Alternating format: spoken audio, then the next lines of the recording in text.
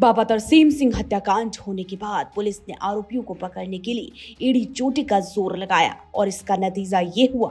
अब उत्तराखंड में 14 साल 9 महीने बाद बाबा तरसेम सिंह हत्याकांड में हत्यारोपी अमरजीत के एनकाउंटर की गूंज सुनाई दी है। आपको बता दें, धार्मिक डेरा कार सेवा के जत्थेदार बाबा तरसेम सिंह की हत्या के बाद फरार बदमाशों ने पुलिस से बचने के लिए अपना वेश भी बदल दिया था। अमरजीत सिंह उर्फ बिट्टू ने पुलिस को चकमा देने के लिए अपनी दाढ़ी और सिर के बाल भी कटा लिए थे।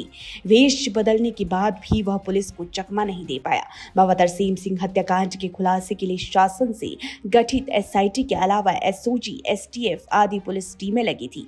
डीजीपी अभिनव कुमार ने घटना की संवेदनशीलता को देखते हुए पुलिस कर्मियों को हत्याकांड के शीघ्र खुलासे के निर्देश दिए थे। शार्प शूटरों ने सोशल मीडिया के माध्यम से पुलिस टीमों को गुमराह भी किया। कभी बदमाशों ने सोशल मीडिया अकाउंट के माध्यम से अपनी लोकेशन बांग्लादेश की राजधानी ढाका दिखाई, तो कभी नेपाल और कभी कनाडा भागने की भी चर्चाएं होती रही। पुलिस टीमें जहां भी हत्यारोपियों की धरपकड़ के लिए दबिश दे रही थी, वहीं हत्यारोपी पुलिस से बचने के लिए अपनी वेशभूषा बदलकर उत्तराखंड में ही घूम रहे थे। दरअसल ये संगीन वारदात पुलिस के लिए किसी चुनौती से कम नहीं है। हालांकि पुलिस हमलावरों की पहचान किए जाने का दावा पहले से ही कर रही थी।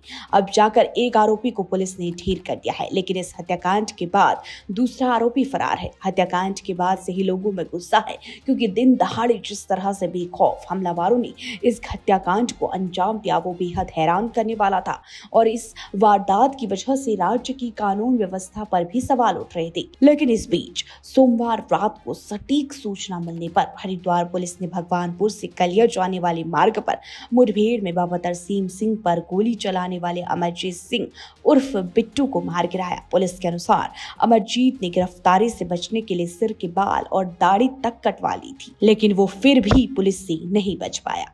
तो आइए जान लेते हैं इस हाई प्रोफाइल मर्डर की पूरी कहानी। सुबह 6:15 का वक्त था। रोजाना की तरह डेरा कार सेवा के प्रमुख बाबा तरसेम सिंह अपने डेरे की एक कुर्सी पर बैठे आराम कर रहे थे।